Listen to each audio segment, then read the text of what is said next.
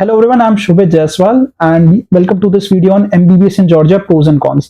अब मेरे साथ एक ऐसे पर्सन है जो काफी सालों से MBBS अब्रॉड के लिए काम कर रहे हैं एंड एक ऐसे पर्सन है जो इंडिया से ज्यादा अब्रॉड में ही रहते हैं।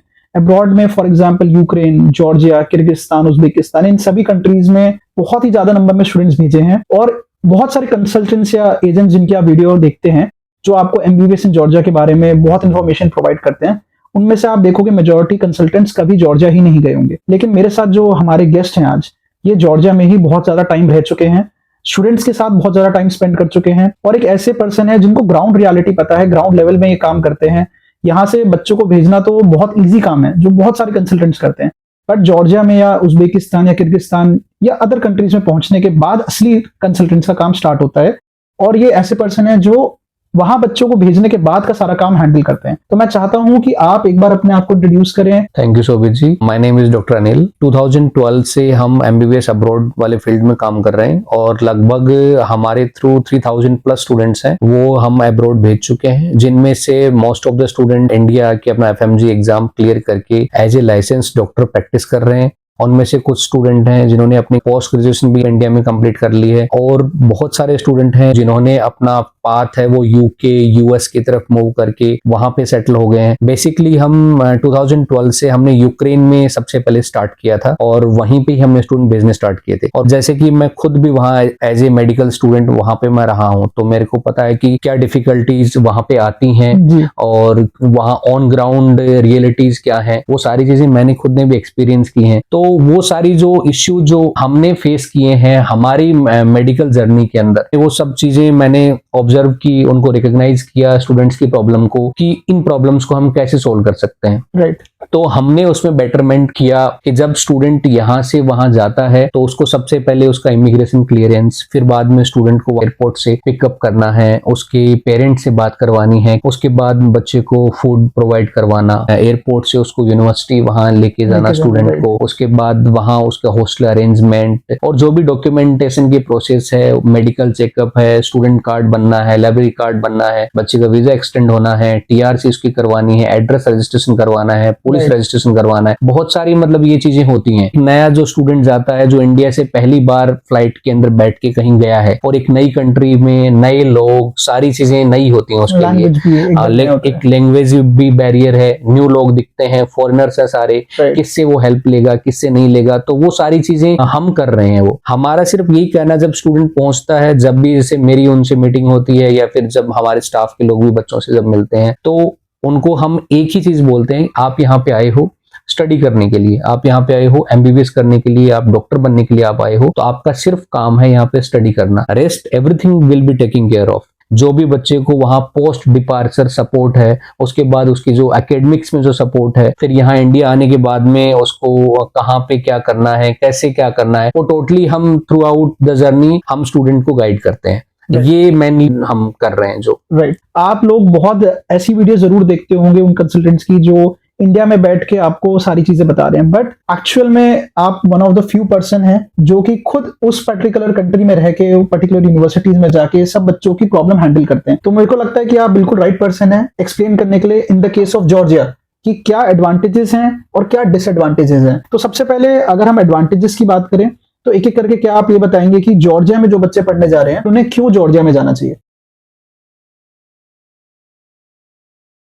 फर्स्ट जो एडवांटेज है जॉर्जिया में स्टडी के लिए, FMGL जो रेगुलेशंस हैं जो 18 नवंबर 2021 को नेशनल मेडिकल काउंसिल ने पब्लिश किए हैं, वो जॉर्जिया की जो यूनिवर्सिटीज हैं फुलफिल करती हैं according to the ministry of education Georgia. जैसे कि सबसे फर्स्ट पॉइंट है कि 54 month study plus 12 month internship, जो इंडिया में भी सेम ही है, मिनिमम इतना होना चाहिए किसी भी कंट्री में बच्चा MBBS करने के लिए जा रहा है। तो जॉर्जिया जो है वहाँ की जो मिनिस्ट्री ऑफ एजुकेशन है, वहाँ उन्होंने ऑलरेडी अपनी वेबसाइट पे भी मेंशन किया है कि हमारे पास MBBS का जो प्रोग्राम है वो 5+1 ईयर का है, ये ऑलरेडी उन्होंने वेबसाइट पे मेंशन किया हुआ है। नंबर सेकंड है इंग्लिश मीडियम एजुकेशन। किसी भी यूनिवर्सिटी में अगर स्टूडेंट पढ़ने के लिए जा रहा है, वहां पे टीचिंग मीडियम है वो कंप्लीटली इंग्लिश में होना चाहिए। राइट। तो जॉर्जिया है इंग्लिश स्पीकिंग कंट्री है, Right. जहां भी हम जाएंगे, चाहे सुपरमार्केट में जाएं, कहीं भी जाएंगे हम, तो इंग्लिश लैंग्वेज सबको समझ में आती है और सब बोलते भी हैं। दूसरा एक्सपोजर है एक स्टूडेंट को कि जॉर्जिया जाएगा, थोड़ा सा यूरोपियन कल्चर है, वो एक्सपोजर स्टूडेंट को मिलेगा जो उसको आई थिंक जो अदर कंट्रीज हैं, CIS कंट्रीज हैं, उनसे थोड़ा सा बेहतर रहेगा, ये मैं कहना चाहूंगा। बिल्कुल जी, सही बात जी। है। इसके अलावा भी उन्होंने लाइसेंस के बारे में भी बोला हुआ है। तो जो मिनिस्ट्री ऑफ एजुकेशन है जॉर्जिया की, वो तो ये कहती है कि जब आप पढ़ाई कंप्लीट करेंगे तो जूनियर डॉक्टर का लाइसेंस आपको विदाउट एनी एडिशनल एग्जाम मिल जाता है। तो आई थिंक ये भी बहुत बड़ा एडवांटेज है कि 6 इयर्स में as per the ministry of education of Georgia सारी चीजें जो NMC मांग रहा है वो पूरी हो रही है। NMC खुद से तो अभी तक किसी भी कंट्री को या किसी भी यूनिवर्सिटी को ओके नहीं बोला है। जैसे पहले MCI का एक MCI अप्रूव्ड लिस्ट होता था ऑफ यूनिवर्सिटीज अब्रॉड, अभी NMC का ऐसा कोई लिस्ट नहीं है। NMC कहता है कि आप जहां पे भी जाते हो आप पढ़ाई करो और FMGL रेगुलेशंस पूरे करो। तो I think it's a very credible source in the case of Georgia, जहां पे यहाँ की मिनिस्ट्री ऑफ एजुकेशन ने ही खुद से आगे आके ये सारी इंफॉर्मेशन स्टूडेंट्स को दी है कि उनके अकॉर्डिंगली सारे रूल्स रेगुलेशंस पूरे हो रहे हैं। एक और जो पॉइंट है जॉर्जिया के बारे में, जो सबसे ज्यादा पेरेंट्स हैं और स्टूडेंट्स हैं वो चेक करते हैं FMG का रिजल्ट। तो अगर हम जैसे पास्ट FMG के रिजल्ट हम चेक करेंगे, Right. क्योंकि जो NB की जो वेबसाइट है उस पे सारे रिजल्ट्स मेंशन्ड है। अगर आप वो थ्रू आउट रिजल्ट को चेक करेंगे, सारी कंट्रीज का उसमें कंपैरिजन दिया हुआ है। तो जॉर्जिया जो है वो उसमें अभी टॉप कर रहा है। जॉर्जिया से मोस्ट ऑफ द स्टूडेंट हैं जॉर्जिया से जो फर्स्ट अटेम्प्ट में FMG क्लियर कर रहे हैं, because of the quality of education. वहां पे जो क्वालिटी ऑफ एजुकेशन है वो अदर कंट्रीज से थोड़ी कहीं ना कहीं बेहतर ही है। हाँ जी, सही बात है। उसकी वजह से भी स्टूडेंट हैं जॉर्जिया को as a most preferred destination भी हम बोल सकते हैं MBBS अब्रॉड के लिए। ये बात बिल्कुल सही है। अगर आप कंपेयर करेंगे जॉर्जिया का प्रीवियस ईयर्स का FMG रिजल्ट एंड उसको आप देखेंगे रशिया, किर्गिस्तान, कजाकिस्तान, उज्बेकिस्तान के कंपैरिजन में, तो कुछ कंट्रीज से तो डबल पासिंग परसेंटेज आता है। तो आप ये समझ सकते हैं कि जो बच्चे प्रीवियस ईयर में गए हैं वो सबसे अच्छे नंबर में year after year after year Georgia से जो पढ़कर आते हैं वो क्लियर कर रहे हैं। तो ये बहुत बड़ा एडवांटेज है। एंड ऑफ द डे तो आपको डॉक्टर ही बनना है और डॉक्टर बनने के लिए आपको लाइसेंसिंग एग्जाम क्लियर करना है। तो जाहिर सी बात है जिस कंट्री से ज्यादा अच्छे परसेंटेज में बच्चे क्लियर कर रहे हैं वो कंट्री कहीं ना कहीं कुछ ऐसा कर रही है जो दूसरी कंट्रीज फुलफिल नहीं कर पा रही है। एंड आई थिंक जॉर्जिया की जो एजुकेशन क्वालिटी है, जैसा आपने बोला, बहुत अच्छी है। एक और पॉइंट जो मैं मेंशन करना चाहूंगा, जैसे आज के टाइम में जो भी स्टूडेंट्स और पेरेंट्स का मेनली कंसर्न ये होता है कि बच्चा जब बाहर जा रहा है, बोर्ड में स्टडी के लिए जा रहा है, तो उसका एक एनवायरनमेंट जो है जहां बच्चा रह रहा है वो कंफर्टेबल होना चाहिए। राइट। अगर वो कंफर्टेबली वहां रह नहीं पा रहा है, वहां पे हाइजीन का इश्यू है, तो बच्चा पढ़ नहीं पाएगा। Right. तो हर पेरेंट्स का ये कंसर्न होता है। वो जब भी जैसे पेरेंट्स आते हैं या मिलते हैं हमसे, तो वो सबसे पहले यही पूछते हैं कि हाँ हॉस्टल का क्या अरेंजमेंट है, फूड का क्या अरेंजमेंट है, कितने सीटर रूम है, अटैच वॉशरूम है या नहीं है, कॉमन वॉशरूम है क्या है, क्लीनिंग का क्या सिस्टम होता है। तो ये मेनली कंसर्न होते हैं पेरेंट्स के। अगर हम बात करें सोवियत यूनियन की जो कंट्रीज हैं जिनमें जो गवर्नमेंट यूनिवर्सिटीज थी, यूक्रेन की, रशिया की, या फिर कजाकिस्तान, किर्गिस्तान, या फिर जॉर्जिया, जिनकी जो गवर्नमेंट जो यूनिवर्सिटीज थी, जो उनके गवर्नमेंट हॉस्टल्स थे, जो डॉर्मेट्री वाले जो हॉस्टल्स थे, उनकी जो हालत आज के टाइम में भी अगर हम देखेंगे तो बहुत ही पैथेटिक है। तो वहां कॉमन वॉशरूम्स हैं, एक एक जो रूम है उसमें किसी में 4 सीटर है, कोई 6 सीटर रूम है, और वो बंकर बेड्स हैं सारे। तो जॉर्जिया में इस चीज का हमें थोड़ा सा बेनिफिट मिलता है, क्योंकि जो अकोमोडेशन है वो कंप्लीटली हम खुद प्रोवाइड करवा रहे हैं। अच्छा। एक प्राइवेट अकोमोडेशन प्रोवाइड करवा रहे हैं यूनिवर्सिटी के साथ में, जहां पे रूम्स है शेयरिंग बेसिस पे, 2 शेयरिंग बेसिस रूम है, 3 शेयरिंग बेसिस रूम है, और वहां पे अटैच वॉशरूम है। वहीं पे ही रेस्टोरेंट बना हुआ है जिसमें ब्रेकफास्ट, लंच, डिनर हम तीनों प्रोवाइड करवा रहे हैं। कंप्लीटली हाइजीनिक है, यूनिवर्सिटी से नियर बाई है। अकोमोडेशन और फूड के हिसाब से स्टूडेंट को या पेरेंट्स को कभी भी कोई कंप्लेन नहीं आएगी। जैसे हम यूक्रेन में पहले हम काम कर रहे थे, तो यूक्रेन के अंदर जब स्टूडेंट पहुंच जाता था तो वहां पहुंचते ही पेरेंट्स के या कंसल्टेंट के फोन आने लग जाते थे, यहाँ तो हॉस्टल में इतना क्लीन नहीं है, ये इश्यू है, वो इश्यू है। अब वहां पे हॉस्टल जो थे वो पूरा कंप्लीटली यूनिवर्सिटी मैनेज करती थी। गवर्नमेंट यूनिवर्सिटी का गवर्नमेंट हॉस्टल होता है, और उसकी जो हॉस्टल फीस थी वो भी बहुत ही मिनिमम होती थी, $200-300 पर ईयर का होता था। जैसे आज भी रशिया में भी 10,000 रूबल, 15,000 रूबल। तो वो उसमें वो क्वालिटी वो वाली वो प्रोवाइड करवा भी नहीं पाएंगे। ये जॉर्जिया के अंदर इस टाइप का कोई भी इश्यू स्टूडेंट के लिए नहीं आता है। खाना भी हम प्रोवाइड करवा रहे हैं, रूम भी हम प्रोवाइड करवा रहे हैं, सारी चीजें हम प्रोवाइड करवा रहे हैं स्टूडेंट को। इंडियन स्टूडेंट है वहाँ पे, तो हाँ जी। उनके हिसाब से ही हमने मेन्यू डिजाइन किया हुआ है। अलग अलग डे का अलग अलग मेन्यू है, और उसमें वेज फूड भी अवेलेबल है, नॉन वेज फूड भी अवेलेबल है, और इंडियन कुक है वहाँ पे। अच्छा। जो इंडिया से गए हैं वहाँ पे। इवन जो स्पाइसेस हैं वो भी हम टेस्ट के लिए हम इंडिया से ही वहाँ पे भिजवा रहे हैं। अच्छा। तो जो स्टूडेंट को चाहिए उस हिसाब से हम प्रोवाइड करवा रहे हैं। राइट। बढ़िया उनको रूम मिल रहा है, बढ़िया उनको खाना मिल रहा है। उनको करना क्या है, उनको सिर्फ स्टडी करनी है, डॉक्यूमेंटेशन वगैरह तो सब हम करवा ही रहे हैं। Right right right. तो आपने बिल्कुल सही पॉइंट बोला, क्योंकि मेरे इतने साल के एक्सपीरियंस में सबसे ज्यादा मैं आपको बताऊं जो प्रॉब्लम आती है पेरेंट्स को या स्टूडेंट्स को, वो यही आती है कि पहुंचने के बाद जो अकोमोडेशन होता है, चाहे वो किसी भी कंट्री की बात कर लें अपार्ट फ्रॉम जॉर्जिया, वो इतना खराब होता है कि बच्चे वहां पे टिक ही नहीं पाते। और एक बार को लड़के फिर भी मैनेज कर लेते हैं, लड़कियों के लिए बहुत ज्यादा मुश्किल हो जाता है, क्योंकि हाइजीन की इतनी प्रॉब्लम होती है, शेयर्ड वॉशरूम में, शेयर बाथरूम में, और प्राइवेसी की प्रॉब्लम होती है। तो बच्चों को बहुत प्रॉब्लम्स आती है इस चीज को लेके। तो पढ़ाई तो आप वहां जाने के बाद तब स्टार्ट कर पाओगे जब आपके रहने की अकोमोडेशन की फैसिलिटी अच्छी होगी और खाने को इंडियन मेस आपको प्रोवाइड कर पा रहा है, इंडियन फूड। तो अगर ये दोनों चीजें नहीं होती तो मुझे लगता है कि बच्चे बहुत ज्यादा परेशान हो जाते हैं और पढ़ाई तो वो कर ही नहीं पाते। जो नेक्स्ट पॉइंट है वो है क्लाइमेट के बारे में। मेनली पेरेंट्स का कंसर्न ये होता है कि बच्चा है वो अब्रॉड जा रहा है, और अब्रॉड में तो आपको पता है स्नो ये सब इतना ज्यादा ठंडी होती है। हाँ, right. तो जॉर्जिया इसके लिए बहुत ही फेवरेबल कंट्री हम कह सकते हैं उसको, क्योंकि इंडिया के जैसे सिमिलर सा वहाँ पे क्लाइमेट है। right. टेम्परेचर भी उसी हिसाब से ही है। मोस्टली जो यूनिवर्सिटीज हैं वो तिब्लिसी में है, जो कि जॉर्जिया की कैपिटल है। तो अगर ऐसे स्नो वहाँ पे होती भी है, मोस्ट ऑफ द टाइम जब मैंने देखा है तो इवनिंग में स्नो होती है और मॉर्निंग में स्नो नहीं होती है, मेल्ट हो जाती है। टेम्परेचर मोस्टली प्लस में चलता रहता है। बहुत कम ऐसा टाइम होता है जब टेम्परेचर है वो माइनस में जाता है। हॉस्टल हम प्रोवाइड करवा रहे हैं, रूम जो हम प्रोवाइड करवा रहे हैं स्टूडेंट को, उसमें सेंट्रल हीटिंग सिस्टम है, तो बच्चे को वैसे भी कोई इश्यू नहीं आता है। तो टेम्परेचर और क्लाइमेट उस हिसाब से इंडिया के सिमिलर ही है तिब्लिसी। इसके अलावा आप सेफ्टी सिक्योरिटी के बारे में क्या कहेंगे? जब बच्चे जाते हैं, स्पेशली फीमेल कैंडिडेट्स, तो पेरेंट्स बहुत कंसर्न होते हैं कि क्या सिटी सेफ है कि नहीं। Currently Georgia is a very calm country. वहां पे ऐसा कोई इश्यू नहीं है कि स्टूडेंट के साथ में या स्टूडेंट की सेफ्टी के लिए कोई प्रॉब्लम हो। वहां पे जितने भी स्टूडेंट वहां रह रहे हैं आज तक हमने ऐसा कोई मिस हैपनिंग वहां पे नहीं सुना है। और अगर आप जैसे रैंकिंग भी आप देखोगे सिक्योरिटी वाइज, तो Georgia is a very safest country for the tourist and for the students also. तो ऐसा कोई इश्यू आएगा नहीं। और जहां भी बच्चे रहते हैं, जिस भी हॉस्टल में बच्चे रहते हैं, वहां पे कैमराज लगे हुए हैं और कंटिन्यूअसली मॉनिटरिंग होती रहती है, और वहां पे सिक्योरिटी गार्ड होता है। तो ऐसा कोई सिक्योरिटी या सेफ्टी के लिए, चाहे वो फीमेल स्टूडेंट हो या मेल स्टूडेंट हो, किसी को भी कोई दिक्कत नहीं है। तो आपने एक चीज बताई थी कि अकोमोडेशन आप प्रोवाइड करते हैं, टाइमिंग क्या रहती है हॉस्टल्स की? टाइमिंग हमने जो मैक्सिमम टाइमिंग रखी हुई है वो 10 बजे के बाद में एंट्री और एग्जिट है वो कंप्लीटली बंद है। और जो भी स्टूडेंट के फ्रेंड्स अगर मिलने के लिए आते हैं तो अलग से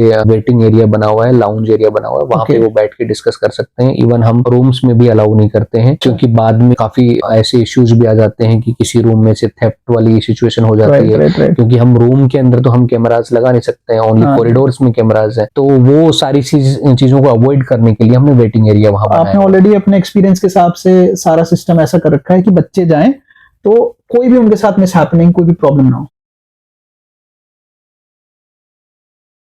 नेक्स्ट पॉइंट है जॉर्जिया के लिए, वो है वहाँ की यूनिवर्सिटीज का इंफ्रास्ट्रक्चर। बहुत सारी जो यूनिवर्सिटीज हैं उन्होंने मिलियंस ऑफ डॉलर्स इन्वेस्ट करके इंफ्रास्ट्रक्चर है वो बहुत अच्छा बनाया हुआ है। अगर जैसे हम तिब्लिसी में जो यूनिवर्सिटीज हम देखेंगे, उसके बाद अगर हम जर्मनी जाते हैं, पोलैंड जाते हैं, स्वीडन जाते हैं, तो आप एक कंपेयर कर पाओगे कि हाँ ऐसी यूनिवर्सिटी मैंने तिब्लिसी में मैंने देखी है। तो इस हिसाब से उन्होंने अपना इंफ्रास्ट्रक्चर डेवलप किया हुआ है। आप क्लासरूम्स भी आप देखोगे और जो उनके कंप्यूटर रूम्स हैं, जो लैब है वहां पे, और जो सिमुलेशन सेंटर उन्होंने बनाए हुए हैं, तो वो बहुत ही फैंटास्टिक है। एक स्टूडेंट को एक फील आती है कि हाँ मैं एक अच्छी कंट्री में, एक अच्छी यूनिवर्सिटी में मैं स्टडी कर रहा हूँ। तो ये बहुत ही बड़ा बेनिफिट है स्टूडेंट के लिए। जब स्टूडेंट वहां पे जाते हैं, जाने के बाद में जब वो यूनिवर्सिटी देखते हैं, अपने क्लासरूम्स देखते हैं, उसी टाइम ही वो खुश हो जाते हैं कि हाँ हम अच्छी जगह पे आए हैं, अभी कोई इश्यू नहीं है। अब वहां जब बच्चा जब अपनी स्टडी अपनी कंप्लीट कर लेता है 6 ईयर्स तक, उसके बाद उसके पास में क्या अपॉर्चुनिटीज हैं, कहाँ पे वो स्टूडेंट जा सकता है, उसमें भी जॉर्जिया है वो टॉप करता है, क्योंकि मोस्ट ऑफ द जो यूनिवर्सिटीज हैं वहां पे वो यूएसएमएलई एमडी प्रोग्राम भी कंडक्ट करवाती हैं, जिसमें उनको वो यूएसएमएलई की ट्रेनिंग दे रहे हैं स्टूडेंट्स को, लैब की ट्रेनिंग दे रहे हैं, एएमसी का जो एग्जाम है उसकी ट्रेनिंग दे रहे हैं, एमडी कैट की ट्रेनिंग दे रहे हैं। तो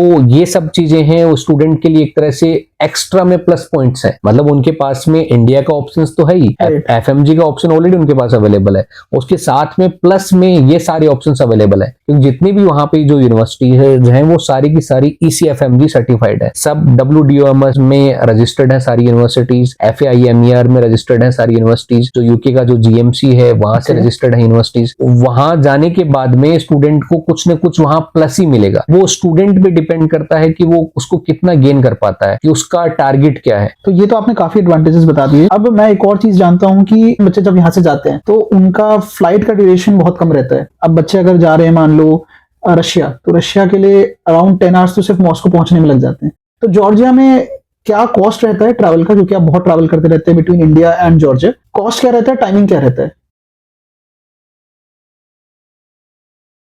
रिसेंटली जो इंडिगो एयरलाइंस है इंडिया की, उन्होंने तिबलिसी तक डायरेक्ट अपनी सर्विस स्टार्ट की हुई है, Delhi to Tbilisi. Daily flights available हैं। टू एंड फ्रो टिकट की बात करें तो it will be maximum 27 to 28,000 rupees maximum. मतलब आना जाना? हाँ, आना जाना दोनों 27-28 हजार रुपए में कंप्लीट हो जाता है। और वो भी डिपेंड करता है कि हम किस टाइम हम टिकट बुक कर रहे हैं। हाँ जी। अगर हम रिसेंटली बुक करें तब मैं आपको बता रहा हूँ 27-28 हजार, अदरवाइज 25 में भी टिकट्स हैं वो अवेलेबल हो जाती हैं। और ज्यादा ड्यूरेशन नहीं है, आप 3.5-4 घंटे में आप आराम से आप तिबलिसी आप पहुंच जाएंगे। तिबलिसी पहुंचने के बाद में जो आपकी यूनिवर्सिटी है, जो आपका हॉस्टल है, वो वहां से 30 मिनट या 40 मिनट दूर है। नेक्स्ट पॉइंट है वो है एडमिशन इनटेक के बारे में। जॉर्जिया में 2 इनटेक होते हैं, एक सितंबर इनटेक होता है जो कि वहां का मेन इनटेक है, मोस्टली स्टूडेंट उसी में ही ज्वाइन करते हैं। नीट का एग्जाम देने के बाद में को पता चल जाता है स्टूडेंट को कि हमें इंडिया में सीट्स मिलने वाली है या नहीं मिलने वाली है, तो वो सितंबर इनटेक में ज्वाइन करके वहां पे कंटिन्यू कर लेते हैं। और जो बच्चे से काउंसलिंग का वेट कर रहे होते हैं, उसके बाद जिनका इंडिया में नहीं हो पाता एडमिशन, तो वो वहां पे मार्च इनटेक में जा सकते हैं। तो 2 इनटेक होते हैं? 2 इनटेक होते हैं, सितंबर इनटेक एंड मार्च इनटेक। ठीक है। तो मतलब जो भी बच्चे इंडिया में मिस आउट कर जाते हैं सीट फॉर एनी रीजन, चाहे वो अपना काउंसलिंग हो या कोई भी रीजन हो, तो वो फिर भी जॉर्जिया में मार्च इनटेक में जा सकते हैं? जी जी जी। ऑलराइट।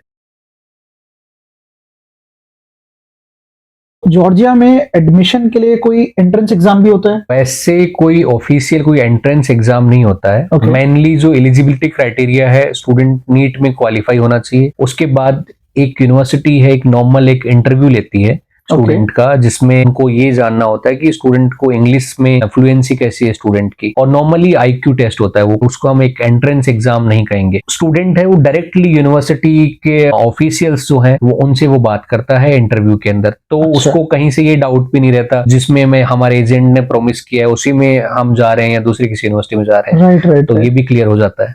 तो यहाँ पे कोई ऐसा स्कैम भी नहीं हो सकता बच्चों के साथ कि किसी यूनिवर्सिटी में आप एडमिशन के लिए आए और आपका एजेंट आपको कहीं और भेज दे, जो कि अलग अलग कंट्रीज में हो जाता है। तो जॉर्जिया में ये भी एक बहुत अच्छा एडवांटेज। जॉर्जिया में ये तो बिल्कुल भी नहीं हो सकता है, मतलब पॉसिबल ही नहीं है ये चीज। अच्छा। सिस्टम को डेवलप इस हिसाब से किया हुआ है ना कि अगर एजेंट चाहे ना तो भी नहीं हो सकता है, क्योंकि सबसे पहले इंटरव्यू हो गया स्टूडेंट का। हाँ। वो पर्टिकुलर यूनिवर्सिटी की जो डीन होती है, जो उनका स्टाफ होता है, वो स्टूडेंट का इंटरव्यू ले रहा है। इंटरव्यू लेने के बाद में इंटरव्यू में बच्चा पास हो जाता है कि हाँ भाई we can take the admission of the student. ठीक है, यूनिवर्सिटी से एडमिशन लेटर आता है, उसका एक डिमांड लेटर आता है जिसमें स्टूडेंट को 1 सेमेस्टर की फीस पर्टिकुलर यूनिवर्सिटी के अकाउंट में इंडिया से भेजनी है। वीजा के लिए जब डॉक्यूमेंट्स आते हैं तो वो बहुत सारे डॉक्यूमेंट्स होते हैं वहां पे जॉर्जिया में। मिनिस्ट्री की डिक्री है, रेक्टर डिक्री है, प्रेसिडेंट्स ऑर्डर है, EQE है, बहुत सारे कॉम्प्लिकेटेड जो वर्ड्स जो मैं बता रहा हूँ आपको, वो सारे डॉक्यूमेंट्स की एक फाइल बनती है, उसके बाद वीजा अप्लाई होता है। तो इतना ईजी भी नहीं है। ठीक है। अच्छा, लास्ट में एक चीज और जानता हूँ। आई थिंक हमने बहुत एडवांटेजेस के बारे में बात की, लेकिन एक बहुत बड़ा एडवांटेज है कि यहाँ बच्चे पार्ट टाइम जॉब्स भी करते हैं। इसके बारे में क्या बताएंगे कि बच्चे पार्ट टाइम जॉब कर रहे हैं, कितना अर्न कर लेते होंगे बच्चे अगर करते हैं वहां तो?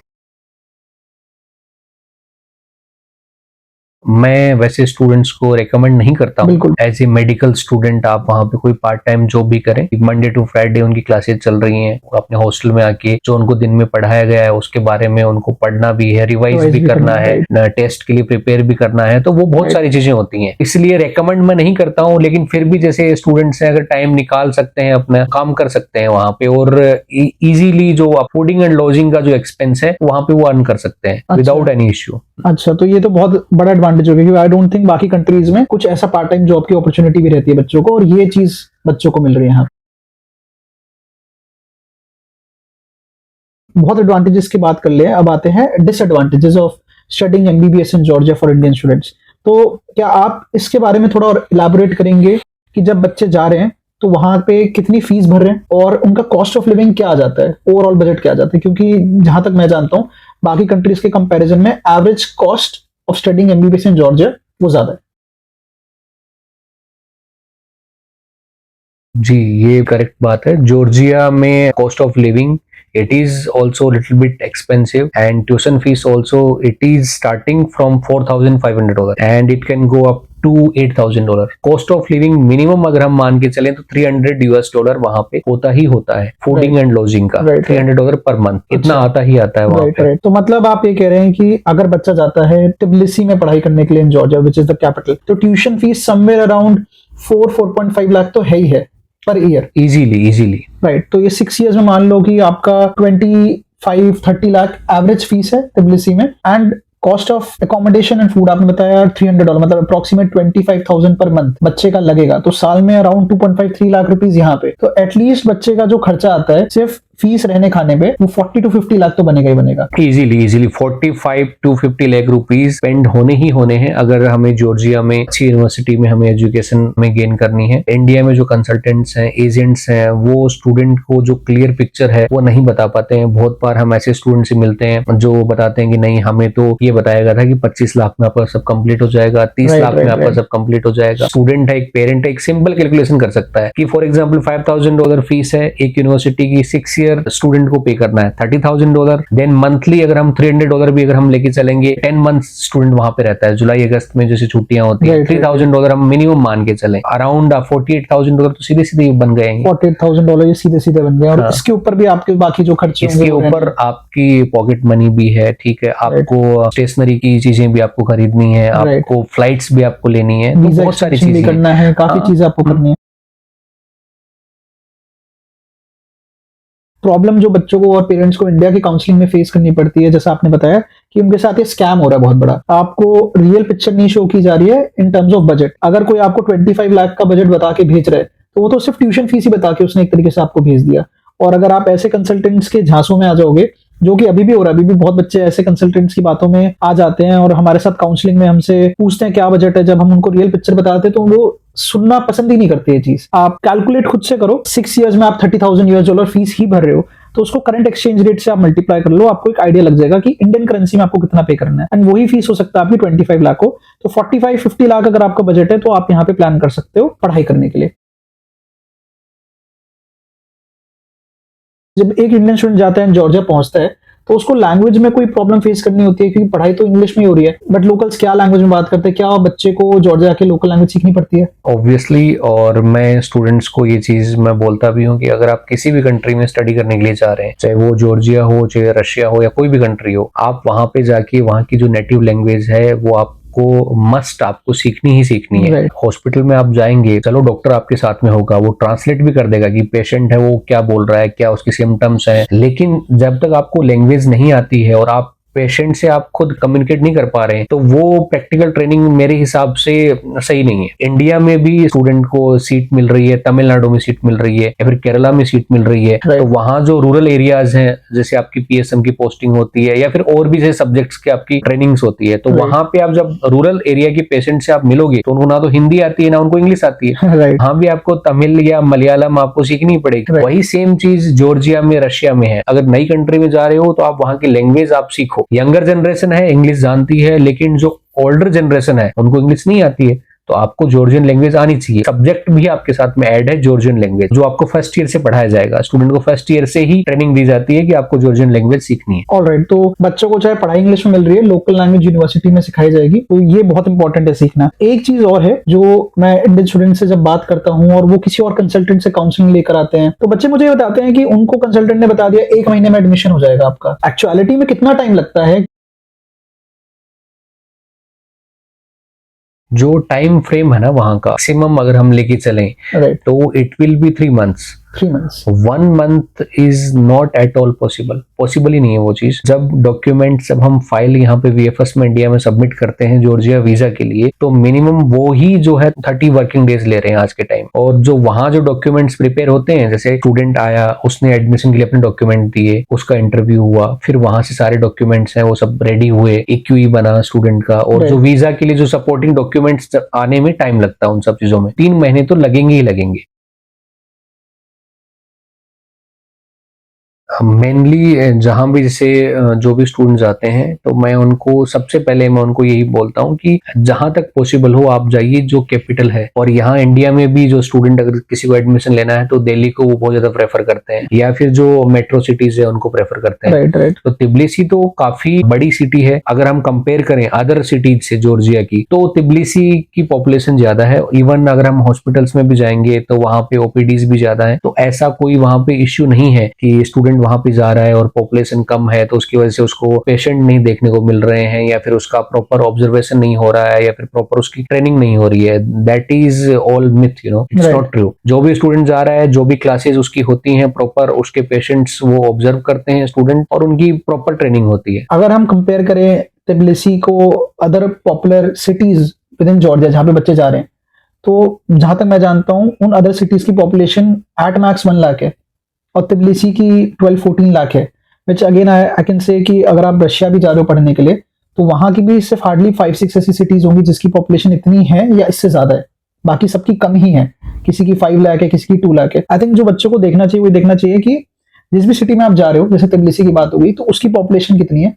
तो आप अगर जाना चाहते हो रशिया में या आप जाना चाहते हो तिब्लिसी में, तो आप जरूर एक बार कंपेयर कर लो कि किस सिटी की पॉपुलेशन ज्यादा है, क्योंकि आपको पेशेंट्स भी उस हिसाब से प्रोपोर्शनेटली मिलेंगे। एंड अगर आप जॉर्जिया में ही जाना चाहते हो तो हमारा एडवाइस ये है कि आप तिब्लिसी में जाओ, क्योंकि तिब्लिसी की पॉपुलेशन बाकी जॉर्जिया की सिटीज से 12 to 14 टाइम्स ज्यादा होगी। तो इसके अलावा अगर कोई डिसएडवांटेज है जॉर्जिया में पढ़ने का तो आप वो बताइए। देखो, हर कंट्री के अपने प्रोज एंड कॉन्स हर एक चीज के होते हैं। मैं ये नहीं कहूंगा कि भी जॉर्जिया एकदम परफेक्ट डेस्टिनेशन है स्टूडेंट के लिए। ऑलराइट, हर एक चीज के कहीं ना कोई तो नेगेटिव पॉइंट हम ढूंढ ही सकते हैं। नेगेटिव चीज जिनको देखनी है वो तो नेगेटिव देखेंगे ऑब्वियसली, और वो हर जगह है। चाहे वो हम इंडिया में भी अगर मेडिकल कॉलेजेस में जाएंगे तो आज के टाइम में वेस्टर्न कल्चर का इतना ज्यादा इन्फ्लुएंस है। इवन हम इंडिया के मेडिकल कॉलेजेस आप देख लीजिए, या फिर आप बाहर के मेडिकल कॉलेज देख लीजिए, दोनों सेम ही है। मतलब थोड़ा तो देखो प्रॉब्लम होती ही है जब एक स्टूडेंट एक नए एनवायरमेंट में जा रहा है, ठीक है, एक मेडिकल कॉलेज वाली लाइफ में जा रहा है, तो थोड़ा सा आउट ऑफ ट्रैक होने के चांसेस होते हैं। तो उसके लिए हम एक एज ए गार्जियन वहां पे अवेलेबल भी है स्टूडेंट को गाइड करने के लिए, कि जब हमें पता चलता है कि स्टूडेंट है वो आउट ऑफ ट्रैक हो रहा है,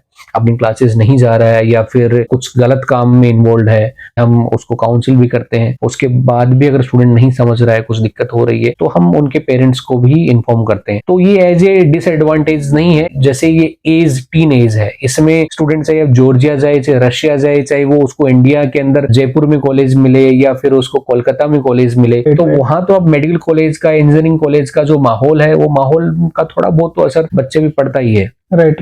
तो आई डोंट थिंक ये एक डिसएडवांटेज है, बट आई थिंक ये एक पार्ट ऑफ लाइफ है। आपने जो एक अच्छी बात बताई है कि अगर कोई बच्चा पढ़ाई से हटके किसी और चीज में ज्यादा इन्वॉल्व हो रहा है, तो आप बच्चों को भी बताते हैं, और अगर वो नहीं सुनते तो आप उनके पेरेंट्स को भी इन्फॉर्म कर देते हैं। तो ये भी एक ऐसी सर्विस है जो आप प्रोवाइड कर रहे हो, क्योंकि पेरेंट्स को यही समझना बहुत इंपॉर्टेंट होता है कि जिस कंसल्टेंट के थ्रू एडमिशन ले रहे हैं वो एक्चुअली में क्या सर्विस उनको प्रोवाइड कर रहा है। तो ये चीज आप वहां पे बच्चों को प्रोवाइड कर पाते हुए किसी सर्विस की, बच्चा कभी आउट ऑफ ट्रैक ना जाए, और अगर बच्चा जा रहा है तो आप उनको राइट टाइम पे गाइड कर सके ताकि वो फिर से अपनी पढ़ाई में फोकस करें। तो ये एक आई थिंक बहुत बड़ा इंपॉर्टेंट रोल है जो आप उनकी लाइफ में प्ले कर रहे हैं।